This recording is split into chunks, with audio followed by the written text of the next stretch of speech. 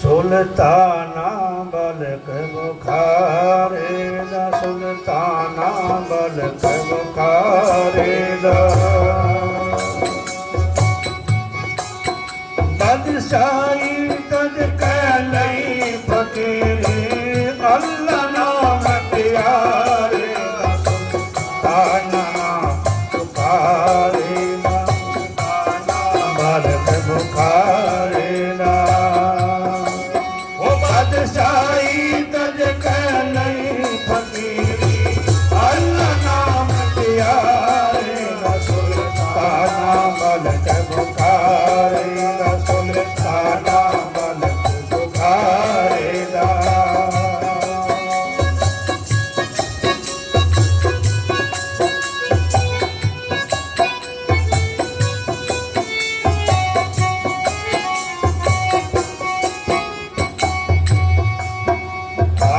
जब से खाने लुकमायम दा मिस्री कंद छवारे दा जब से खाने लुकमायम दा मिस्री कंद छवारे दा अब तो रूखा सूखा टुकड़ा अब तो रूखा सूखा टुकड़ा खांदे सांदे सवेरे दा सुल्ताना बलक बुखारे दा सुल्ताना बलक बुखारे दा वो बादशाही तज कहलई फकीरी अल्लाह नाम प्यारे दा सुल्ताना बलक बुखारे दा सुल्ताना बलक बुखारे दा वो बादशाही तज कहलई फकीरी अल्लाह नाम प्यारे दा सुल्ताना बलक बुखारे दा सुल्ताना बलक बुखारे दा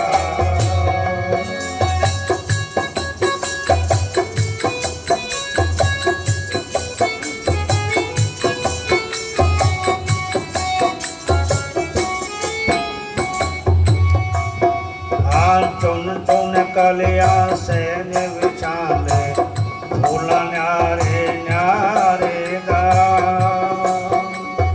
चुन चुन कलिया से विछाले फूल न्यारे न्यारे दा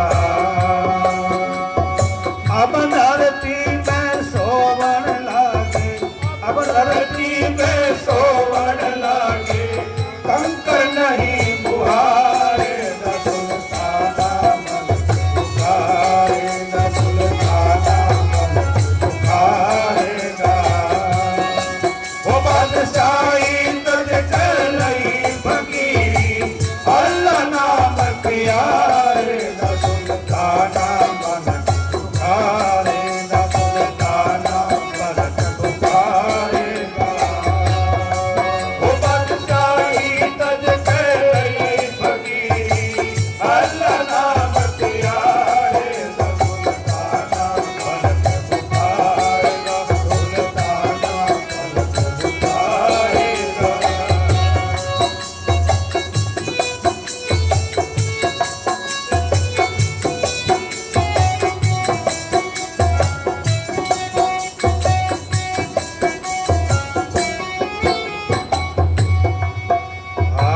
जब से पहने खाका मल मल फिर टंक नौतारे दा जब से पहने खाका मल मल फिर टंक नौतारे दा अब तो बोझ उठावन लागे अब तो बोझ उठावन लागे कूदड़ 10 मन भारे दा सुल्ताना बलक बुखारे दा सुल्ताना बलक बुखारे दा ओ बादशाही तज कहलई फकीरी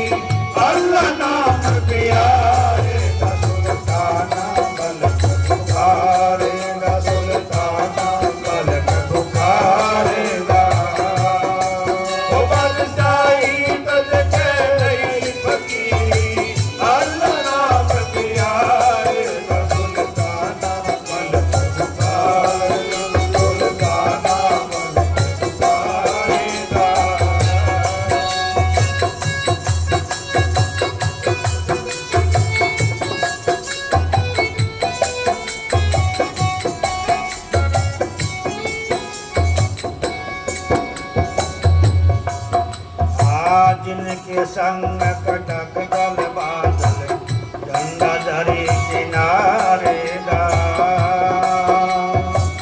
इनके संग कटक दल बादल गंगा धरी किनारे कह कबीर सुनो भाई साधो, कह कबीर सुनो भाई साधो, फकर हुआ यखारे दा सुल्ताना मन पुकारे दा सुल्ताना मन पुकारे दा वो बादशाही तज कह नहीं फकीर अल्लाह नाम प्यारे दा सुल्ताना मन पुकारे सुल्ताना मन पुकारे दा। बोलो साधो सत साई। तो सुल्तान बादशाह को जब बैराग हुआ और उसको ये ज्ञान हुआ कि इस वास्तविक देख जाए तो सत्य एक परमात्मा है, दुनिया बाकी दुनिया तो दंदबाजी है, तो संसार को अलविदा कहते हुए सुल्ताना बल्क बुखारे था। वह बल्क बुखारे का बादशाह था। और जब इसको जब ज्ञान हुआ आखिरी के अंदर, तो कबीर साहब ने बांदी का रूप बनाया।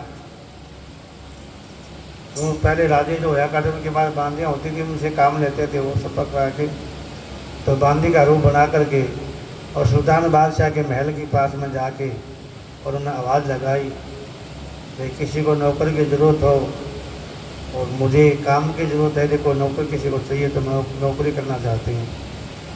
तो औरत के आवाज़ सुन के बादशाह ने उसको अंदर बुलाया। उन्हें पूछा भाई तुम क्या काम करना जानती हो? कहती महाराज मेरी जात है माड़ी और हम बागों में काम करते हैं, बागों में फूल बोती हैं और फूलों को जो है बेचते हैं, फूलों का काम करते हैं और फूलों के सहज बिछाते हैं। और हम जिस सहज पर फूलों के सहज बिछा जो हमारी सहज पर सो जाता आदमी उसको इतना आनंद का अनुभव होता है कि बेशुमार। तो राजाओं को सबसे बड़ी टेंशन यही होती है कि भाई चिंता बहुत ज़्यादा होती है राजकाज की। तो उसमें क्या करते हैं, या तो पैक मार के सोते हैं रात को, भाई दारू पीने से भी नींद आ जाती है, मेरा नहीं पड़ता नशे में, या फिर टेब नहीं रहती नींद की गोली, या कोई इंजेक्शन लगवाते हैं। तो पहले ऐसा था नहीं सिस्टम। तो उन्होंने कहा कि बांदी तो एक बार सहज बिछा, आज एक ट्रेनिंग लेंगे हम। तो सहज बिछाई बांदी ने, बड़े अच्छे अच्छे फूल, बड़े खुशबू वाले फूल और बहुत अति सुंदर, कहीं गुलाब के, कहीं चंपा के, कहीं चमेली के, कहीं गेंदे के, कहीं मोतिया के, बड़ी अनेक प्रकार की खुशबू आती। और जब सहज बिछाई बादशाह सोया तो उसको बड़ा आनंद आया। तो उसने कहा ठीक है तेरे को हम नौकर रखेंगे, जो तुम तनख्वाह मांगेंगे वो दे देंगे तेरे को, लेकिन ये सहज रोज बिछाएंगे ऐसे ही। कहते ठीक है महाराज कोई बात नहीं है, जो आपका आदेश है वो हमें श्रीमाते हैं। तो रोज़ की सहज बिछाती और राजा बड़ा आनंद से सोता उसके ऊपर। और जब 5-10 दिन हो गए तो एक दिन बांदी सहज बिछा के उसी पर बांदी लेट गई। और जब राजा साहब सोने के लिए आए तो देखा कि बांदी है, नौकरानी है। और जैसे मारी को कुंडड़ा भी कहते हैं, एक कुंडड़ी जाती है जो मेरी सहज पर सोती है, मैं राजा हूँ, सम्राट हूँ। और पहले क्या होता था कि हैंडर होते थे चमड़े के, जो आगे से बिल्कुल पतले होते थे, पीछे से मोटे होते थे। तो हैंडरों से जो है कोई भी मुलजिम होता गुनाहगार को उसको मार पड़ती तो हैंडरों से उसकी चमड़ी उतार दिया करते थे।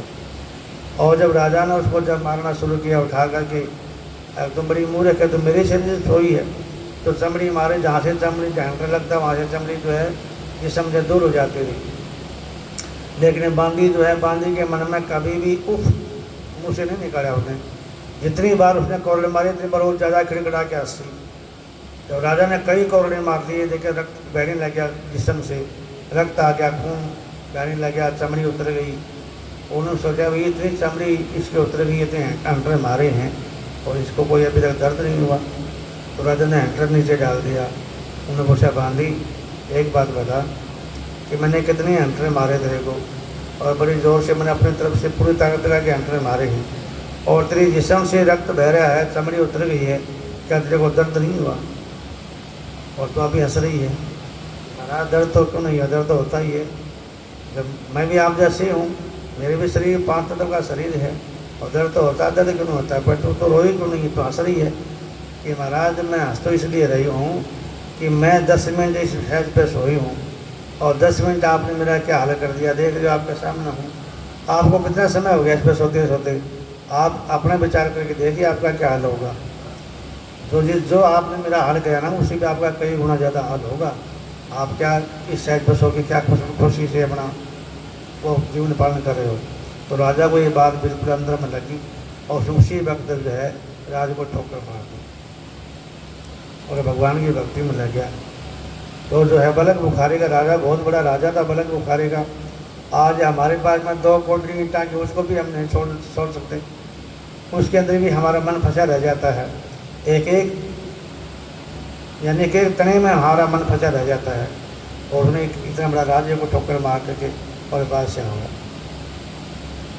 और जिनके साथ में जिनके संग कटक दल बादल, और जरी का कपड़ा सबसे अच्छा कपड़ा बताते भी, बहुत बढ़िया कपड़ा होता है जरी का। और जरी के कपड़े के बड़े बड़े झंडे लेकर के आगे चलते थे उनकी, वे राजा साहब इधर से गुजरेंगे और आगे आगे उनके जो है नारे लगाते थे, भाई राजा साहब आ रहे हैं, सम्राट पधार रहे हैं, सम्राट पधार रहे हैं। और उन्होंने जो है उसको ठोकर मार करके, जिनके संग कटक दल बादल और झंडे जरी किनारे था, और कहत के मेरे सुनो भाई साहब फकड़ हो गया कारेगा।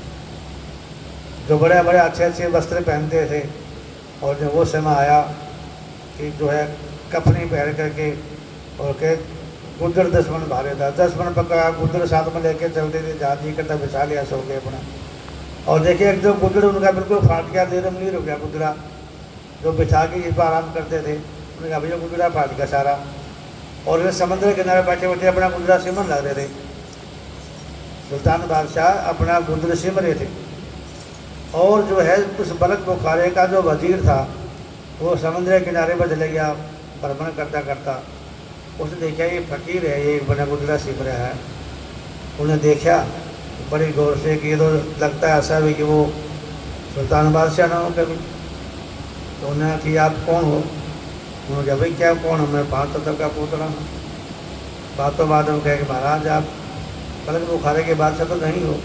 हाँ करे बिल्कुल सही, कभी था बादशाह, जब था आज नहीं हूँ। आज तो मैं कुछ भी नहीं हूँ, मेरे सदगुरु हैं भरपूर, मैं तो कुछ हूँ नहीं। वो टाइम में कभी वो टाइम में घड़ी थे जब बादशाह थे, बड़े लिया मजा रात दिन छोड़ के। अब गुदरी सिम रहा ना बैठे बैठे हो रहे। कितना बड़ा राज का, कितना बड़े ठाट बाट थे, कितने नौकर चाकर आगे थे। और गुदरी भी नहीं है, पैर तन पर कपड़ा भी नहीं है, पैरों में जूती नहीं है, तन पर गार लपटी हुई है, वो गुदरा सिम रहा, ले लिया मजा रात छोड़ के। अरे पागल तो क्या करता है।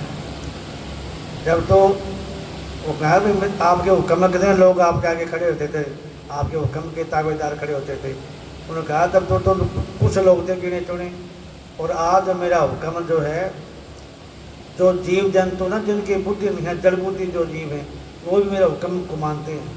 हाँ कुछ देखा दे रहा हुक्म मांगने बड़ा दिखा देना ऐसा कौन सा हुक्म मांगा है। तो उसने अपनी सुई से उठा सिम रहे थे, वो समुद्र में लगा दी और कहा कि मछली मेरी सुई निकाल के लाना। तो वो सुई को समुद्र से मछली लेकर गए कि थे महाराज। तो देख लिया जब आप जो है महाराज आपके तो बड़े महिमा अपरंपार है। तो जो भजन बंदगी करने वाला कोई भी जीव हो, उसका हुक्म सब ही जीव जंतु जिनका हुक्म को मानते हैं। और जितनी रिधि सिद्धि है उसका अगर हाथ बांध के खड़े होते हैं कि महाराज हमें हुक्म दो, हमें क्या सेवा, आप हमें सेवा बख्शो, हम आपकी सेवा हम आपके ताबेदार हैं। तो ऐसा जो है भजन बंदगी करने वाले के सारा ब्रह्मांड के जितने जीव जंतु हैं सब उसके ताबेदार होते हैं। इसलिए सर्वोपार उस प्रभु की भक्ति है। तो इन्हीं शब्दों के साथ में स्वामी जी महाराज ने अपने जैसी भक्ति की आशा भी हम प्रत्यक्ष में देख रहे हैं। और आज 3 दिन से महाराज जी की वाणी का पाठ, एक एक शब्द महाराज जी का जो वाणी का शब्द है, एक एक शब्द बड़ा अनमोल है और उसको हम विचार करते हैं। लेकिन हम तो उसको एक मनोरंजन के तौर पर उसको मनोरंजन की तरफ ले जाते हैं। आप उसको विचार करके देखें ना गहनता से, तो उसके अंदर एक एक शब्द का बहुत गहरा गहरा रहस्य है। तो उनको अंदर एक मंथन करते हैं आप, और मंथन करने का देखिए सबसे रतन जी निकलती है घी, जिससे उस घी को खा करके आदमी कितना बलशाली ताकतवर हो जाता है। ऐसे जो है कहते हैं जो आगे में दर्शन दियो जो कबीर, वो उसमें एक वाणी में आता है अमृत भोजन हमारे सदगुरु जी में, और शब्द दूध की खीर है। आज हमें दर्शन दियो जी कभी, तो शब्द दूध की खीर है, उसका कभी एक बार हम पान कर लेंगे तो ये खीर को फिर हम कभी नहीं खाएंगे। तो इन शब्दों के साथ में कल सुबह सबसे पहले श्री गुरु ग्रंथ साहब जी का आरती और भोग, उसके बाद में सभी भगत लोग जितने भी आएंगे और आपस में बैठे हैं और भी आ जाएंगे, सभी को जलपान भोजन नाश्ता, उसके बाद सत्संग शुरू हो जाएगा। जैसे भी प्रभु की इच्छा होगी उसके अनुसार कार्यक्रम रहेगा समापन की ओर। इन्हीं शब्दों के साथ हम बोलो साधो सत साहिब।